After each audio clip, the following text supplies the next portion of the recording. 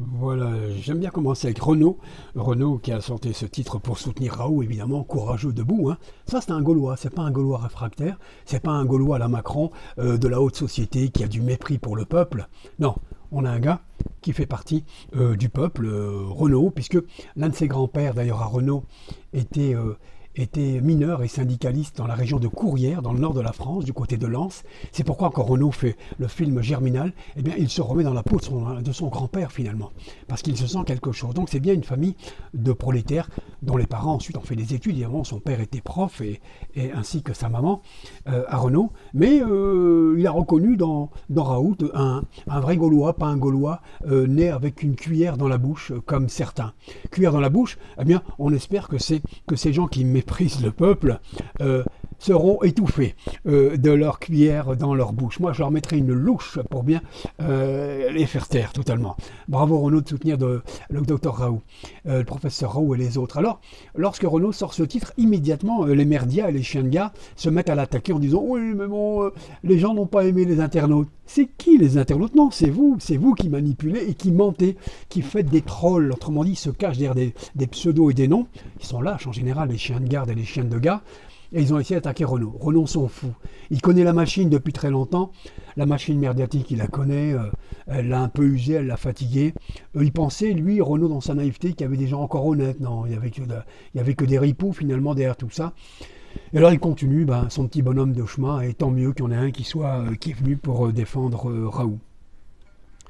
Alors Renaud, qui avait toujours son petit bandana, comme là, son bandana, je pense que il doit être assez dégoûté de voir effectivement la violence avec laquelle sont attaquées les femmes qui portent un voile.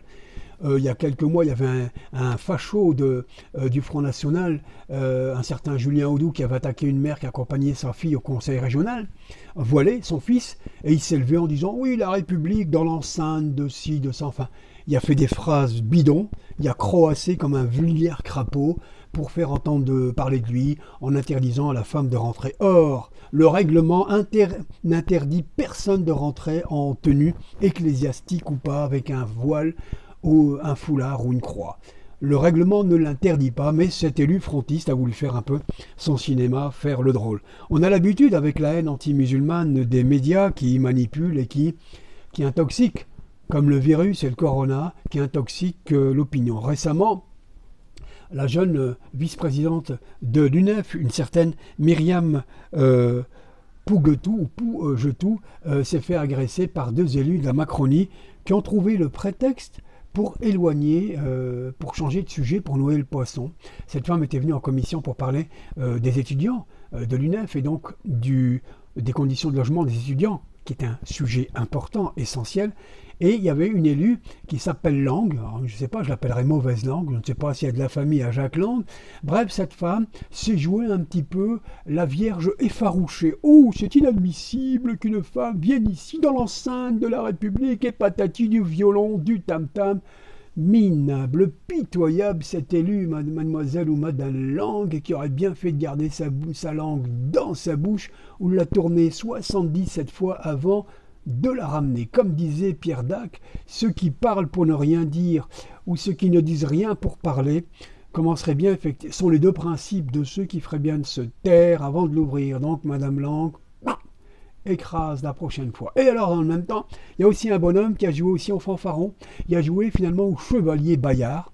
Il s'est pris pour une espèce de roi baudouin envahissant Jérusalem. Oh, dit inadmissible cette femme voilée. Il a même parlé d'attaque lorsque Monique Pougetou est rentrée dans la salle. Myriam Pougetou est entrée dans la salle.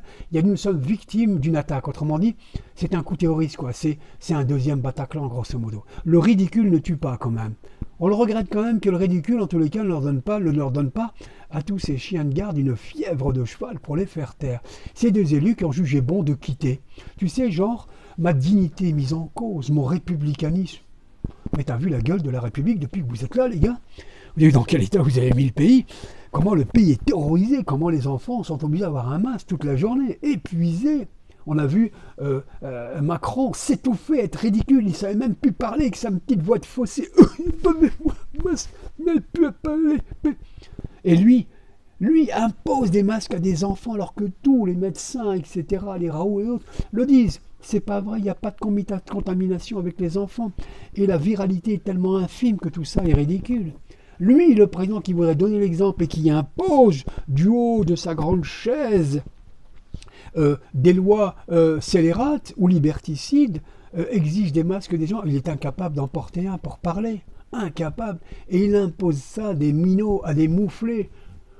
Un peu bizarre quand même, c'est quand même assez gonflant et assez inquiétant, cette dérive. Bref, ces deux députés qui ont voulu faire le beau, les deux macroniens qui ont joué effectivement les outragés qui sont sortis avec des mouvements de hanches. On aurait dit un vaudeville, vous savez, un vaudeville c'est toujours là où il y a un mari trompé, un cocu.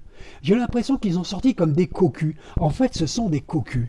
Ils ont voulu nous faire la scène de l'outrage alors que ce sont des cocus ridicules. Ils ont quitté la salle comme dans un théâtre de vaudeville. Vous savez, ce théâtre de boulevard ridicule où les questions de petites catins ou de prostituées ou d'amants cachés dans un placard. Ils sont sortis dans les mêmes conditions.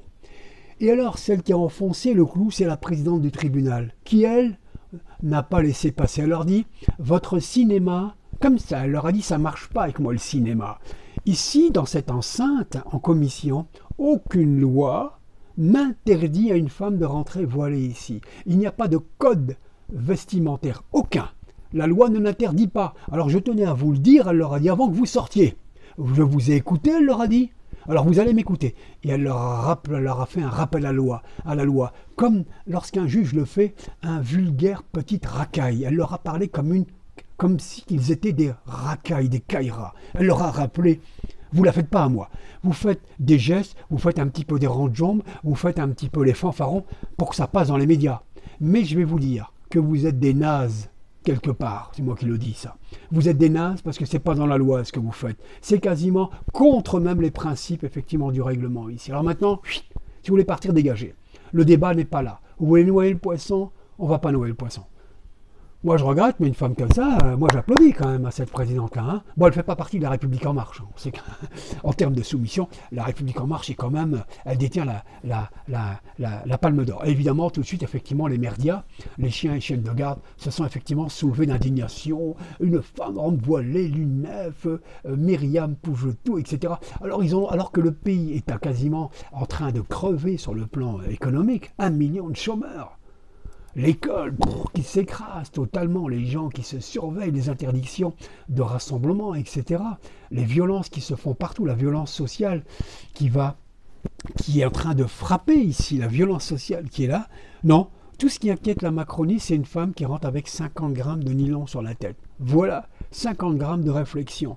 1,5 € pour réfléchir. On en est là. On en est là à 1 an et demi des élections, sans savoir comment vont se dérouler les élections. Puisque il y a un mec là qui disait que les élections risquent d'être truquées, surtout si c'est le vote électronique, parce que tu contrôles plus rien le vote électronique. Le vote électronique est contrôlé par celui qui est au pouvoir. Donc celui qui est au pouvoir, il peut être tenté de jouer un petit peu au con, tu vois, au balto, tu vois, comme les mecs qui te mettent des cartes. Tu gagnes jamais avec eux, tu gagnes jamais. Ben, c'est un peu ça. Les élections, ça va être un jeu de cartes. Alors la seule façon peut-être de montrer sa détermination, c'est de pacifiquement d'avoir un soulèvement républicain, celui-là, vraiment. Un soulèvement pacifique pour dire non, les vaccinations qui arrivent, ton Bill Gates, celui qui a déjà assassiné des gens en Afrique et en Inde avec ses vaccins, ton assassin Bill Gates qui était poteau avec Epstein, hein, le pédophile. Ils avaient un fonds financier ensemble commun. Demande bien ce qu'ils foutaient ensemble. Un mec qui viole des gamines et qui se fait exporter des gamines avec un Bill Clinton aussi dans son avion, tout ça est un peu chelou. J'avoue que là-dessus, Trump me régale parce que Trump combat ces salauds. C'est bien quand même. Hein, il y a des bons côtés chez Trump quand même parfois. Hein. Et donc la vaccination, les gens n'en veulent pas parce qu'ils s'inquiètent terriblement de ce que ça va leur faire. D'autant plus qu'il y a la 5G qui s'installe partout. Alors, la 5G, ce sont ces nouvelles ondes un peu, et elles sont cachées. Pourquoi elles sont cachées? Elles ne sont pas visibles. Des fois, c'est sous un banc. Des fois, c'est derrière des arbres. On ne sait pas trop. En fait, ils masquent la 5G parce que en Angleterre, des gens ont commencé à la brûler. Alors, elle n'est pas encore opérationnelle, la 5G, mais tu sais, un peu à la fois, les choses peuvent effectivement bouger un peu. Donc, voilà. Ben, moi, je vous dis donc, soyez hyper prudents sur ce que vous pouvez entendre, etc. Soyez aux aguets, effectivement. Fermez la télévision, bien sûr. ouvrez des livres, hein, voilà, je reste trop vous le conseiller. Et comme je le disais, si vos enfants ne peuvent plus à l'école, eh bien écoutez, tout le primaire, ils peuvent être faits à la maison, et ce sera peut-être le moyen, effectivement, de passer son temps intelligemment avec des mômes, passer avec eux le temps le plus précieux de l'existence, peut-être, c'est ce que le sont des enfants. Merci, merci à toutes et à tous.